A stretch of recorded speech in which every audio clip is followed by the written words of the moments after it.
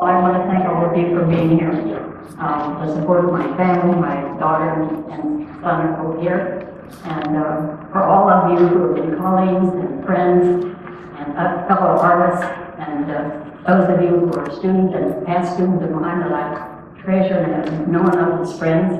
And then there's this group of people who have gravitated together called the TAG group. It's a bunch of people who want to keep working and need support and need to talk and about their work, and that thing's been going on about 20 years, I think, now. And we run sometimes 15 people, some 25, sometimes 5. But it's been a wonderful source of inspiration and support for all of us. So welcome to all of you, and you have meant a great deal to me. First of all, I think I want to, this is my Linus blanket, my idea for the next thing. And so when the sign says in the front that I'm compulsive, I am indeed compulsive. I have always had a pencil in my hand or a sketch pad, or I just seem like I've always had this nagging desire to say something about things that mean a lot to me. And so it may be a drawing, it may be a painting, but whatever it is, I think the need to record how I feel about what I do and what the life that I live. And then continuous, of course. I mean, I have always, as a child even, used to make little drawings for my father for Christmas and found things in his trunk of things that I did when I was 7 years old. And used to remember the 7 boars. I remember designing the 7 boars so they could cut them up and have them walking around our front yard.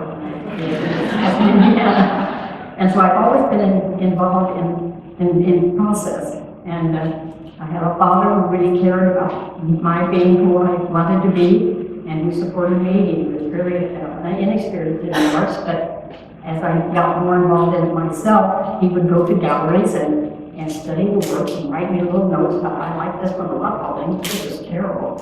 And so he didn't know a lot about art, but he wanted to know about it. And so he became a part of my life like that.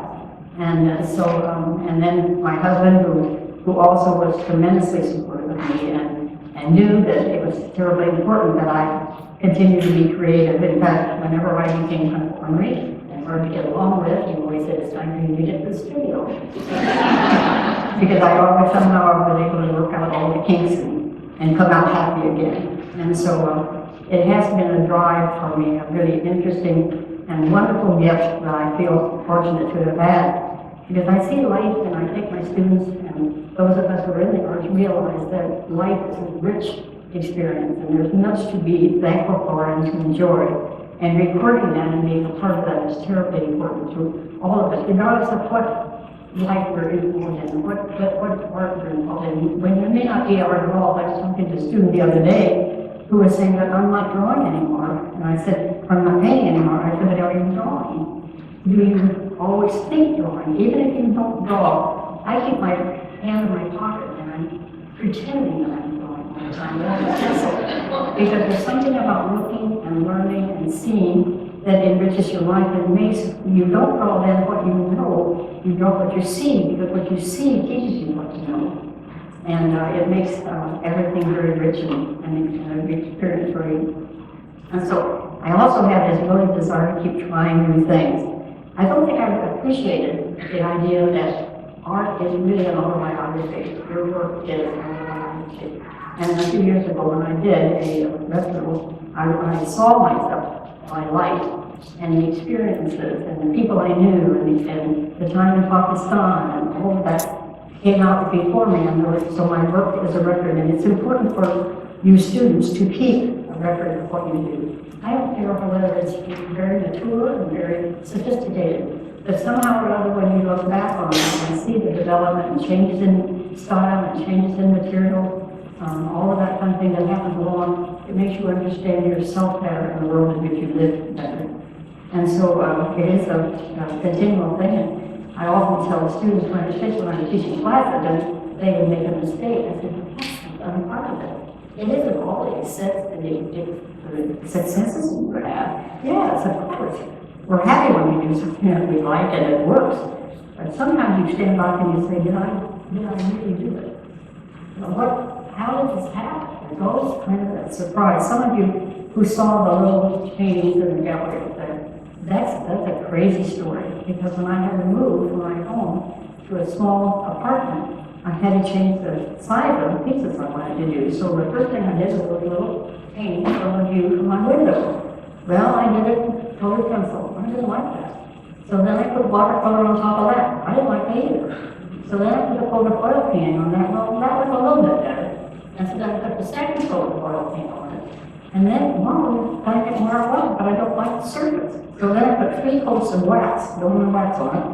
And I had to talk to my daughter because I had tried out iron to pull it over to melt the wax, and I tried putting it in the microwave, and there's a fire on the microwave, so half of it blew off, and then I tried my hair dryer, that didn't work either. And my daughter says to me, Mom, try a toaster oven. And so yes, that little tray, I can lay my little piece in there, I can watch it melt, and when I got just where I wanted it to be, I take it out, and I let it get hard, and then I buff it on my pencil. And it began to look like porcelain. And so, but the interesting thing about it was that actually they weren't like they were when I put them in there. The colors all changed because all of that pigment under there, that water, and that colored pencil, and that oil paint, moved together in ways that gave me surprises. And that hooked me. I mean, that's the part's fun. When you have unexpected surprises. And so it always the successes that come, yeah, that's great. But a lot of times it comes out of sheer determination to make it work. And to despite it, to continue to try new styles and new materials to see that you can do. So I have that little piece of here. This is odd because my poster, the notice about my show is a cut up piece of a painting. And so the little pieces are then I get, maybe I should make a painting of that.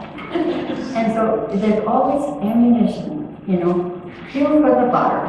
And so you just are, as long as you're aware and you're open and always looking and questioning and asking, it will come to you. And the adventure is worth the risk, believe me. So it's kind of fuel for the fire. So my biggest thing for you all now is to find out if anybody has any questions. I should tell you a little bit about my biography because I had a twin and I was born with my father raised me and with another family, and I was fortunate, as I said, for him to be supported. And then I went away, then I had a teacher in grade school who took me to museums. Now, she just invited anybody who wanted to go, with the parents' permission, they did go to a museum, and we didn't just walk through a museum. We actually they took the textbook out of cases, they took the sculptures and brought them to us so we could feel them and look at them and work with materials that were similar. And so I'm addicted to museums, and I think it's a rich experience. I do a lot of reading. I think the lives of other artists can teach you a lot. Their perseverance, their investigations, their life trials that they had, whatever it is that has driven them to do their work is an inspiration to, at least to me, a great inspiration to me. So that's a part of it too. And then I went to high school. The high school I went to had 3,000 students, 1,000 in my graduating class. I had 7 art teachers, and most of us in the senior year those who were interested made up portfolios to try out to get these scholarships. And every one of us got a scholarship in that class to try that. Because she made us stay for postgraduate work in high school for 1 semester to prepare a portfolio so we could have that success. And so then I went to the Art Academy, and it was a tremendous experience for me.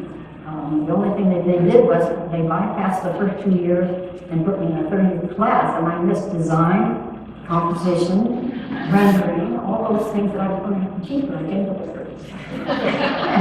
So I had to dig it out for myself, and it changed my life. It changed my work so much that I went back to the university and told them, don't ever do that again. I don't care how sophisticated the portfolio is, you have to get those fundamentals. That's extremely important.